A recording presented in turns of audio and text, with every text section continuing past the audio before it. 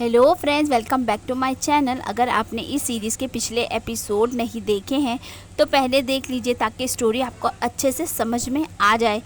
अगर चैनल पे नए हैं तो चैनल को सब्सक्राइब करना तो बिल्कुल भी मत भूलिएगा। Let's start. एपिसोड की शुरुआत में दिखाते हैं कि टेन्यू अपने भाई के पास जाता है। वो रात में जाग रहा होता है।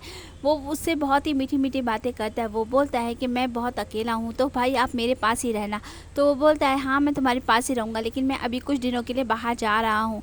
ये सुनकर वो बोलता है कि तो फिर आप नहीं रहोगे तो फिर मैं तो फिर से अकेला हो जाऊँगा।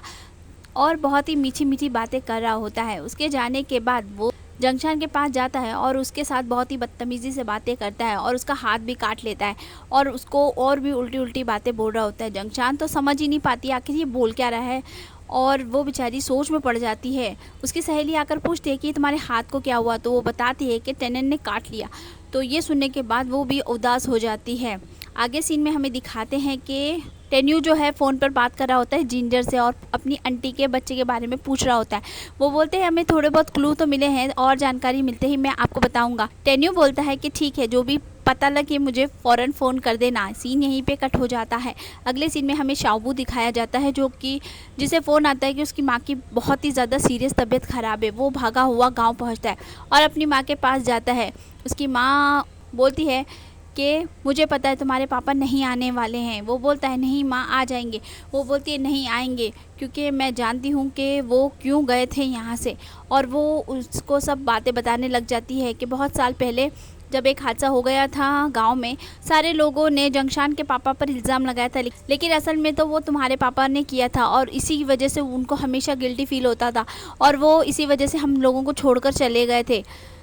इस वजह से मैं जानती वो नहीं आएंगी, इसलिए तुम भी ये सब छोड़ो फिक्र और तुम अपना ध्यान रखना, अपनी तबीयत का ख्याल रखना। ये कहकर वो उनकी सांसें तेज़ हो जाती है। शाओबू जो है बेचारा बहुत ही रो रहा होता है। उसकी माँ बोलती है क्या मैं खूबसूरत लग रही हूँ, तो उसकी माला गिर जाती है। वो उठाकर उसके गले में पहनाता है और कहता है मेरी माँ तो सबसे खूबसूरत लगती है। ये कहकर वो बेचारा बहुत ही रोने लग जाता है। दोनों दोस्त उसके साथी होते हैं और उसके साथ में ही उसका दुख बांटते हैं। आगे सीन में दिखाते हैं कि क्रिसमस की रात आ गई होती है और जंगशान जो है वो तीनों के लिए एप्पल लेकर आती है। वो शाओबू को देती है, अपनी फ्रेंड को देती है और अपने भाई को भी दे देती है और बोलती है कि ये एप्पल खाकर जो भी विश मांगते हैं वो पूरी हो जाती है। शाओबू वो लेकर नीचे चला जाता है और बहुत ही रो रहा होता है। रो रो कर वो शाओजू को याद कर रहा होता है और उस एप्पल को खाता जाता है और उसे याद कर रहा होता है और एप्पल खा रहा होता है। तभी उसके पीछे से आवाज़ आ जाती है। उसे देखकर वो इमोशनल हो जाता है और उसके करीब चला जाता है। वो उसे गले लगा लेती है और वो बेचारा बहुत ही रोता है उसके गले लगकर।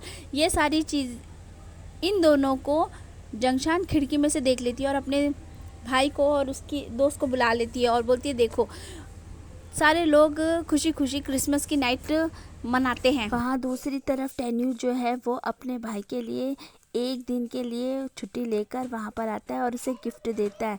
उसका भाई बहुत ही ज़्यादा खुश हो जाता है। अगले दिन सुबह शाओजू और शाओबू दोनों के दोनों मस्ती मजाक कर रहे होते हैं। ये देखकर जंगशान को टेन्यू की बहुत याद आती है। वो उसके बारे में ही सोच रही होती है और बहुत ही मुस्कुराने लग जाती है। सीन यहीं पे कट हो जाता है।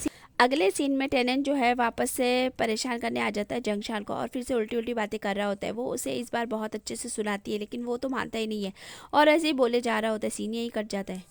शाओबू और जंगशान जा रहे होते हैं तो उनका गांव का एक आदमी उन लोगों को मिलता है जिसे कुछ लोग मार रहे होते हैं। वो लोग उसे दवाई वगैरह देते हैं लेकिन शाओबू बोलता है ये आदमी ठीक नहीं है, ये मेरे पापा के साथ में ही था और ये भी गांव से भाग गया था, तो इसे दवाई मत दो, ये बुरा आदमी है। लेकिन जंगशान जो है वो बोलती है नहीं, चाहे कोई कैसा भी हो हमें मदद तो करनी चाहिए ना।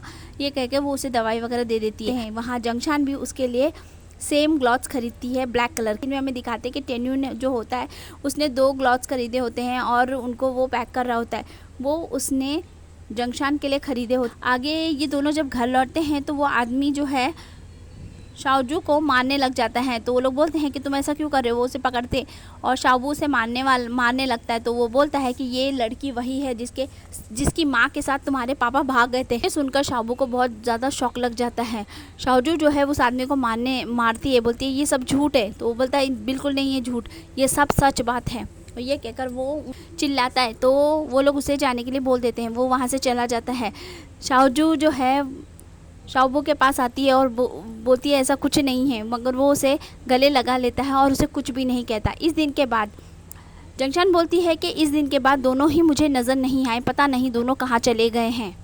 शाओबू कॉलेज में उन लोगों को मिलता है तो वो पूछती है कि शाओजू कहाँ पर है, तो वो बोलता है वो अपनी माँ का ख्याल रख रही है और सीन यहीं पे कट हो जाता है। न्यू जो है त्यौहार की वजह से काम को छोड़कर आ जाता है तो जिंजर बोलता है सर आप इतनी जल्दी क्यों आ गए, तो वो बोलता है कि काम तो होता रहता है, लेकिन त्यौहार के दिन तो इंसान को घर पर होना चाहिए ना, इसलिए मैं यहाँ पर आ गया हूँ।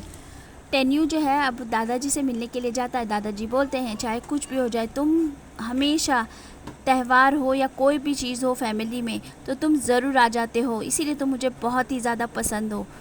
जंगशान और लंगशान अपने फैमिली के साथ में अच्छा वक्त बिता रहे होते हैं, लेकिन जंगशान जो होती है अपने पापा से बिल्कुल भी बात नहीं करती है। लंगशान जो है वो अपने पापा से बहुत अच्छे से बात करता है और उनकी माँ उन्हें तोहफ़ा देती है।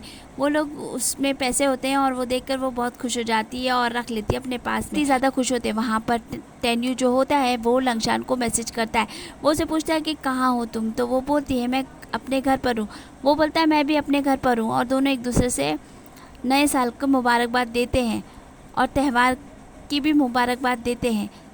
सीन यहीं पे कटते। अगले सीन में हमें शाओबू को दिखाते हैं जो शाओजी की मदद तो करता है लेकिन वो उसके करीब नहीं जाता और बाहर उसके लिए बहुत फिक्रमंद भी रहता है।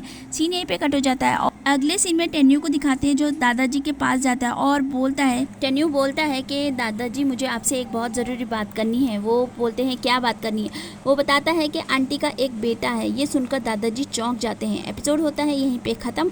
अगले नेक्स्ट एपिसोड में जल्दी मिलूंगी। अगर आपको वीडियो पसंद आया तो मेरे चैनल को सब्सक्राइब ज़रूर कर लीजिएगा। Bye bye.